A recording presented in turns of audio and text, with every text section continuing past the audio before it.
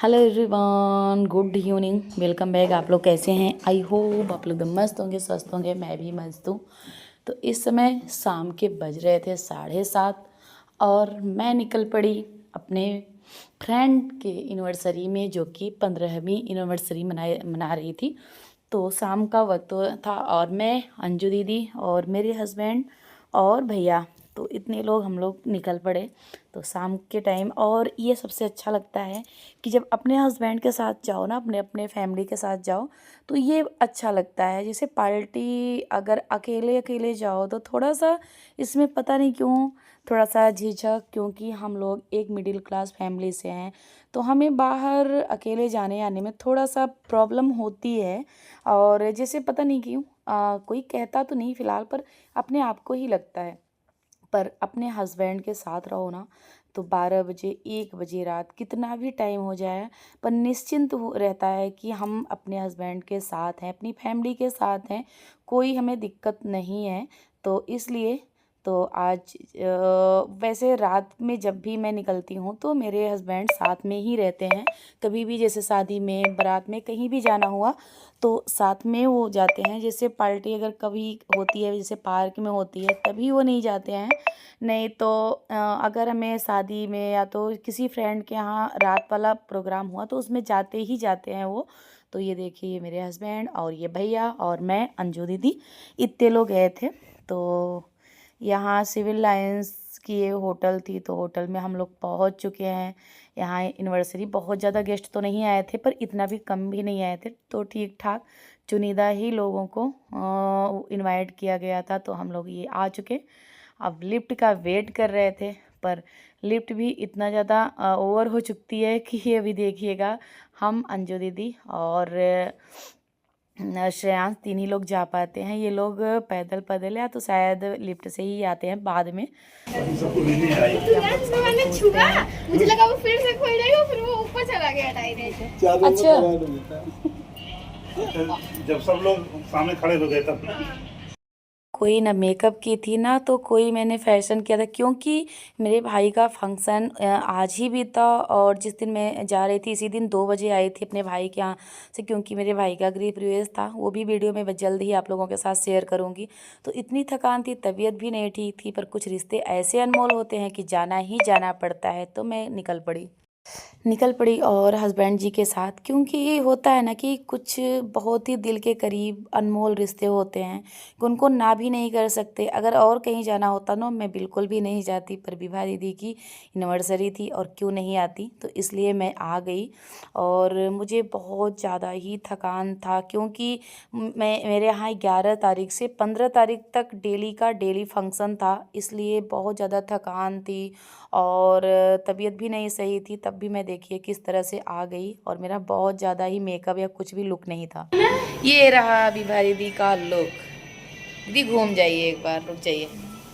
ये विभा दीदी का ये लुक पूरा रहा। लीजिए तब अच्छा लगेगा।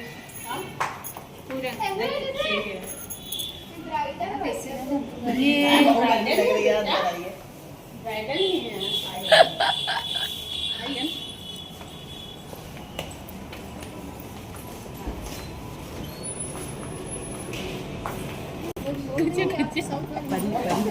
गिफ्ट दी है, यही दी, कहीं डैडी यही पहन चाहिए।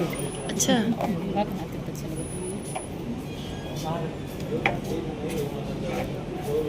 सारा फोकस विवाह पे। हेलो ब्राइडल, हाय।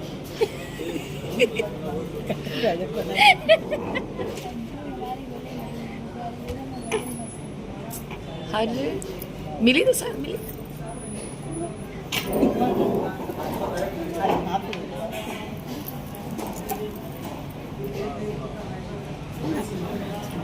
इसका हमेशा अच्छा लगता हाँ, इनके हाथ बहुत अच्छा है।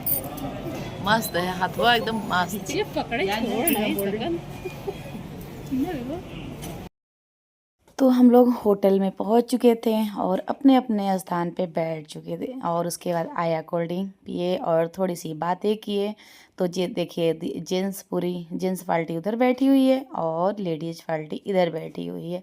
तो ये सारे सिस्टम ना अच्छा लगता है। और मेरे हस्बैंड भी आके बोल रहे थे कि वहाँ जाके अच्छा लगा कि हर चीज़ रूल से है और हर चीज़ ऐसे है। तो और मुझे भी एक सुकून होता है कि जब हस्बैंड साथ में होते हैं ना तो बहुत ही सही लगता है। तो वहाँ ठंडा वगैरह हुआ, उसके बाद आई ये नाश्ता आया, उसके बाद ये सारे करके उसके बाद फिर चलेंगे। अब कार्यक्रम आगे बढ़ेगा और हम लोग 7:30 बजे निकले थे, 8 साढ़े 8 हो गए थे क्योंकि ट्रैफिक बहुत ज़्यादा थी। उस समय हम लोग 8:30 बजे आए ही थे। उसके बाद यहाँ स्टार्ट होता है केक कटिंग का।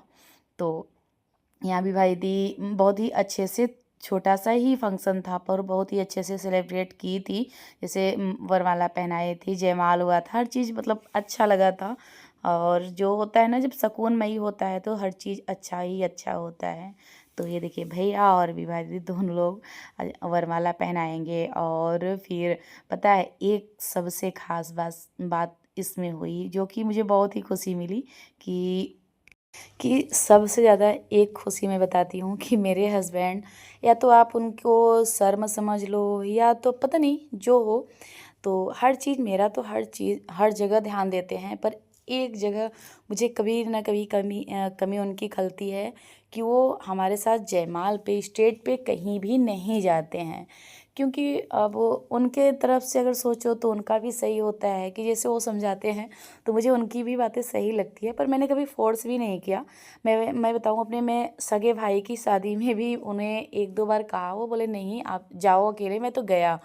तो मैं कहीं ज़्यादा बोलती भी नहीं हूँ क्योंकि जब उन्हें सब मेरी हर खुशी पूरा हर चीज़ को ध्यान देते हैं तो एक चीज़ उनके भी मन से होना चाहिए। तो मैंने कभी फोर्स ही नहीं किया। पर इस बार थोड़ा सा विभा दी बोली कि नहीं भैया, जब मेरी एनिवर्सरी में आई थी ना तो वो केक कटिंग में नहीं आए थे। तो विभा दीदी का ये था कि पूरा फोकस इस बार भैया के ऊपर रहेगा, मैं मनाऊंगी और भैया आएंगे और साथ में जयमाल पे जाएंगे भी। तो विभा दीदी बहुत जैसे मतलब वो कहीं पर फ़िलहाल एक बार में ही आ गए। तो फिर होता है ना कि मैं खुद ही नहीं बोलती क्योंकि वो थोड़ा सा सामाजिक तौर पे उनका होता है कि वो जैसे ना हर जगह जाते आते रहते हैं। तो उनको ये लगता है कि समाज में हर जगह दिखाना कि ये मेरी वाइफ़ है, ये मेरी वाइफ़ है। वो बोलते हैं कि साथ में जाओ तो सब पहचान जाते हैं, उनकी वाइफ़ है, उनकी वाइफ़ है, उनकी वाइफ़। पता नहीं वो अपना उनका अलग फंडा है, होता है ना जिसे कभी कभी बोलते हैं कि सिक्के के दो पहलू होते हैं। तो मेरा अलग ही फंडा है। तो फिर ठीक है। तो फिलहाल मुझे हर चीज़ मतलब कभी भी कहीं से कमी नहीं होती है। बस एक रहता है कि वो मेरे साथ बहुत ज़्यादा हर जगह नहीं होती। जैसे सोशल मीडिया पे मैं हूँ, इससे भी डरते हैं वो क्योंकि जैसे सोशल मीडिया पे साथ में फ़ोटो खिंचवाओ, साथ में वीडियो बनवाओ, तो हम मिडिल क्लास फैमिली से हैं तो कोई ना कोई कुछ ना कुछ बोल देता है। तो भाई वो समाज में रहते हैं, बाहर की दुनिया में रहते हैं, तो कोई उनके मुँह पे अगर बोल दिया तो उन्हें अच्छा नहीं लगेगा। क्योंकि एक दो बार मैंने उनके साथ वीडियो बनाया था तो कुछ लोगों ने ऐसे ही कमेंट कर दिया था जैसे उनके सामने से कि आप प्रोफेशनल हो, आपके ऊपर ये सूट नहीं करता है। तो थोड़ा उन्हें ये लगता है कि भाई क्योंकि मैं सोशल मीडिया पे हूँ तो हर जगह इन्वॉल्व मेरे साथ नहीं होते हैं, बस यही रीज़न होता है। पर वीडियो बनाने के लिए तो मुझे हमेशा बोलते ही रहते हैं कि अरे वीडियो नहीं बन रहा है, क्यों नहीं बन रहा है। और हमेशा वो हर चीज़ में साथ मेरे खड़े होते हैं। अगर वो 1 से 2 दिन मेरा कैमरा चलते नहीं देखे ना तो ज़रूर कहते हैं कि बना नहीं रही हो, क्या बात है, यूट्यूब पे वीडियो नहीं बना रही हो क्या, क्यों नहीं बनाती हो, बनाया करो, आप माइंड सही रहेगा। और मैं साथ हूँ, हर जगह वो मेरे साथ खड़े होते हैं। पर बस उनका ये होता है कि मैं सोशल मीडिया पे सामने से नहीं आऊँगा, बस उनका ये रहता है। तो इसलिए वो मेरे साथ नहीं होते हैं हर जगह। पर मेरा भी ये रहता है कि आप नहीं होते हो तो होता है ना कि अगर हमारे हस्बैंड अगर हमारे साथ नहीं, सोशल मीडिया पे नहीं है, वैसे तो आप रहोगे पर सामने से नहीं रहोगे ना तो लोगों का ये होता है कि पता नहीं ये अपनी हस्बैंड की सुनती भी है या नहीं सुनती है, पता नहीं, लोग दूसरा ही मतलब निकालने लगते हैं। तो मैं उनको अपने तरीके से समझाती हूँ कि नहीं आप थोड़ा बहुत आया करो, नहीं तो लोगों को लगेगा कि ये खुद ही वो होता है। जैसे मेरा ये होता है, मैं कहीं भी पार्टी में जाती हूँ तो बिना उनकी इजाज़त के, पहली बात तो विभा दीदी हो या अंजू दीदी हो या तो कोई भी ग्रुप में हो, तो सबसे पहले उन्हीं के पास फ़ोन जाता है, भैया ये चीज़ है आप भी आइएगा और लेके आइएगा उनको। तो आगे उनके पास फ़ोन जाता है, तो उनसे ही सब लोग इजाज़त, मैं खुद ही इजाज़त लेती हूँ, जब वो बोलते हैं तभी मैं जाती हूँ। और फ़िलहाल जितनी रात में जितनी पार्टी होती है, बिना उनके साथ के मैं कहीं भी नहीं जाती हूँ। जैसे वैसे पार्क में हुआ और 2 घंटे की वो है, तो मैं अकेले जाती हूँ, वो भी अकेले नहीं, बच्चों को लेके, या तो और जैसे अंजू दीदी के साथ ऐसे जाती हूँ। तो फ़िलहाल रात वाली पार्टी कभी भी होती है तो मेरे हस्बैंड साथ में जाते हैं। तो ये रहता है, पर होता है ना कि सामने से अगर नहीं आया हस्बैंड तो लोगों का मुँह है, कुछ ना कुछ बोल ही देते हैं। तो इसलिए मैं उनको बोलती हूँ कि नहीं, मैं सोशल मीडिया पे हूँ, तो आप मेरे साथ कभी ना कभी आया करो, नहीं तो लोगों का है ना कुछ ना कुछ बोल ही देते हैं, तो वो जो कि बाद में सुन के थोड़ा-सा अच्छा नहीं लगता है। तो अब कहें कि ठीक है, मैं आऊँगा, क्यों नहीं आऊँगा, क्योंकि जो होता है ना कि वो मेरे साथ हर जगह खड़े होते हैं, वीडियो के लेके, हर चीज़ को लेके साथ खड़े होते हैं। तो फिर बोले कि नहीं, क्यों नहीं आऊँगा, तो यहाँ आए ना, तो क्या हुआ, वो अपने फ़ोन से निकाल के यहाँ वीडियो बनाना, तो मैं अंजू दीदी को दिखाई कि यार ये देखो, ये तो अचंभव ही हुई, नहीं तो कभी वीडियो नहीं बनाते हैं, वीडियो बना रहे थे। और फिर उसके बाद साथ में जैसे ये जयमाल पे हो रहा था ना, जयमाल पे भी गए मेरे साथ, फ़ोटो भी उन्होंने खिंचवाया, तो सारी चीज़ों को देख के मुझे बहुत सुकून मिला, अच्छा भी लगा। और काफ़ी टाइम भी हो रहा था, तब भी मुझे 1% भी टेंशन नहीं था, क्योंकि मेरे हस्बैंड मेरे साथ थे और बच्चों के साथ मेरे 2 भाई आए हुए थे, इसलिए बच्चों को नहीं लेके आई थी, क्योंकि मेरे चाचा के 2 बेटे आए थे, और इसलिए घर पे बच्चे और 4 लोग थे, तो इसलिए बच्चों को यहाँ लेके नहीं आई, क्योंकि उनका एग्ज़ाम चल रहा था। थोड़ा-सा होता है ना कि पार्टी वगैरह में जाने से दिमाग डिस्टर्ब हो जाता है, तो मेरे भाई आए थे, तो इसलिए मैं उनको छोड़ के मैं और मेरे हस्बैंड दोनों लोग आए थे, और बच्चे को नहीं लेके आए थे, तो ये रीज़न था। और ये देखिए, इस तरह से सब लोगों ने बारी-बारी से जयमाल पर आशीर्वाद दिया। ये अंजू दीदी और भैया गए, उसके बाद इनके बाद ही मैं जाऊंगी। और विभा दीदी का अभी देखिएगा, फोकस रहेगा कि आए, दोनों लोग आए। अभी देखिए, भैया से कहेंगी कि उनको लेके आओ। तो फिलहाल ये भी एक बार में, जैसे यहाँ भी उसी दिन विभा दीदी का एकाएक प्लानिंग था, जिस दिन एनिवर्सरी था उसी दिन विभा दीदी ने फ़ोन किया था, बोला था।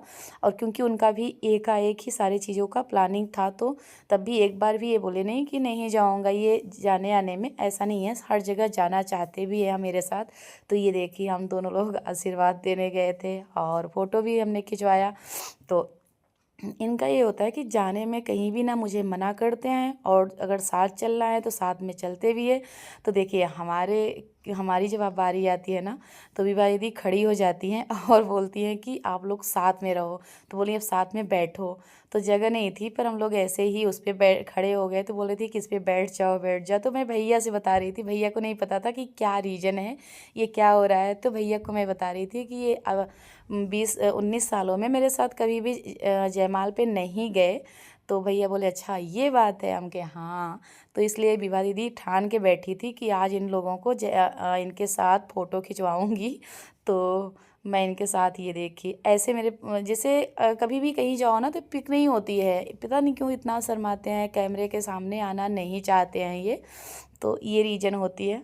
तो यहाँ सारा कुछ हो गया था, उसके बाद अब बारी आती है खाना खाने की। एक केक मिला तो केक खा के उसके बाद अब खाना वगैरह खाएंगे, फिर उसके बाद निकलेंगे घर।